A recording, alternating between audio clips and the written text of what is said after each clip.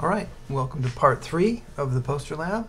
Where we left off was we had showed you how to create a document, but that document was metadata only. We didn't have any content in there.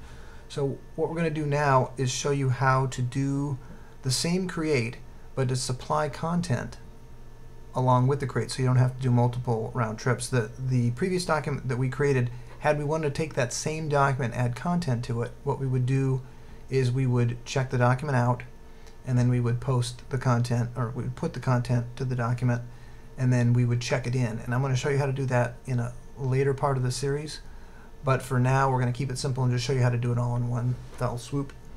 So we're going to jump to our folder. We can see here that we have our test document that we created before,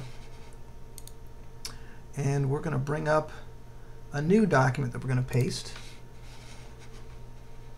And it's not coming up. Here we go. Okay, so as you probably recall, when we pasted or posted a document to the folder before, we had we specified the object type ID and told the server this is going to be a document, and we gave it a title. This time I'm going to say J's text doc, because we're going to include some text, and we're going to include this CMIS content element, which has a couple different pieces. One is the media type, and we're going to just supply some text, and then one is base64 encoded content. So back to poster, if we want to create some base64 encoded content,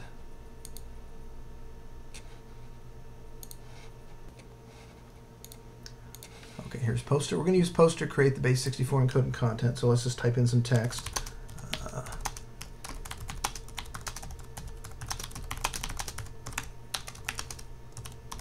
Alright, and we're going to say base64 encode that, and we're going to copy that text into our XML here inside of the base64 element. There we go. So now we're going to do the exact same things we did before, except now our new document is going to contain a content payload. So we're going to select this XML.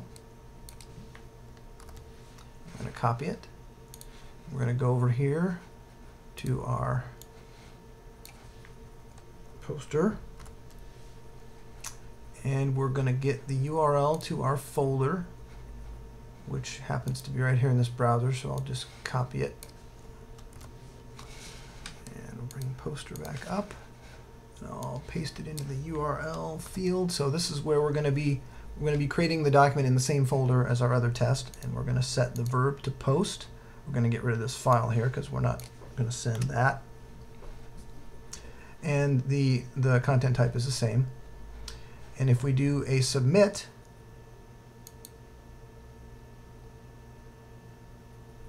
now we have a new document, just like before.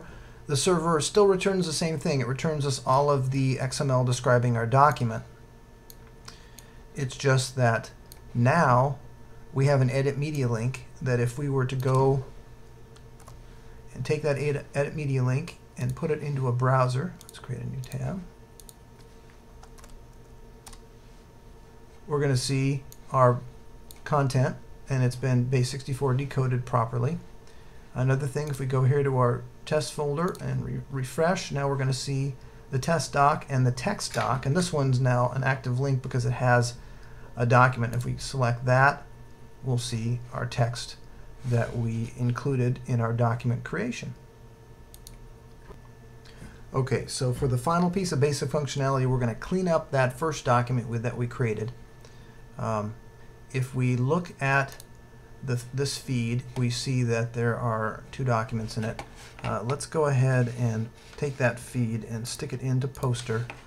Here's the feed for our folder that we created for testing, and I'm just going to do a get on that. That'll return me back a feed of the documents that are inside. This is an Atom feed, just to remind you.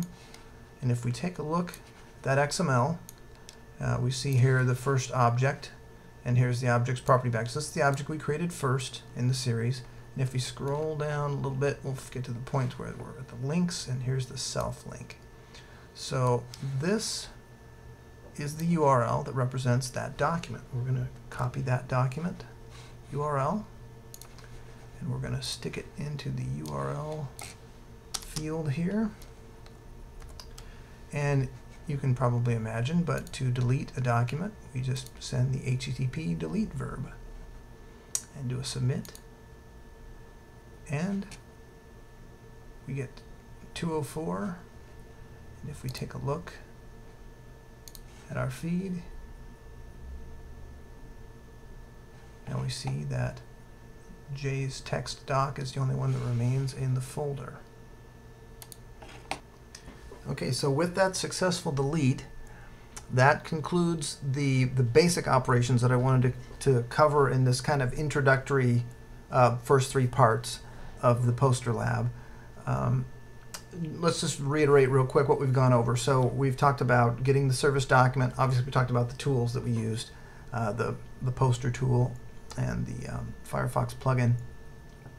The discovery of the service document, the inspection of the service document and its URLs and links that it has listed, enumerated inside. We showed you how to create a folder, and 2 different ways to create a document. One, to create a bare document in a checked-in state, and one to create a document with base64 encoded payload included along with the create. And then finally, we showed you how to delete a resource. Now, that delete operation is applicable to a lot of different resources. You do an HTTP delete on a resource URL, but there are lots of special cases as well. For example, deleting a folder tree. There's special operations involved there. So we'll go into those as we go deeper into CMIS, assuming that there's interest in having additional sessions. So to get a hold of me, if it's something specific that you want to talk about, as far as if you're a vendor and you're doing some interop, my email address is probably the best route. If it's something that you want to talk about that's specific to IBM's CMIS servers and not about CMIS in general, then the forum that we have on DeveloperWorks is the best place for that type of conversation. If you do a hash CMIS on Twitter, those types of that would be good for CMIS community in general type of conversations and questions. And just to reiterate, I would love to get some feedback on this and see if this is actually helpful or not. If it's not, I can go back and work on bugs in the server, as opposed to spending time doing this these videos. But if it is helpful and I get lots of feedback saying, yeah, let's go deeper in these areas, please, this is useful for beginners to CMIS, then I'll go ahead and I'll do some more sessions along the same route. We'll just keep going deeper as we get into the higher sessions. So thank you for watching the sessions, and hope to see you in episode 4.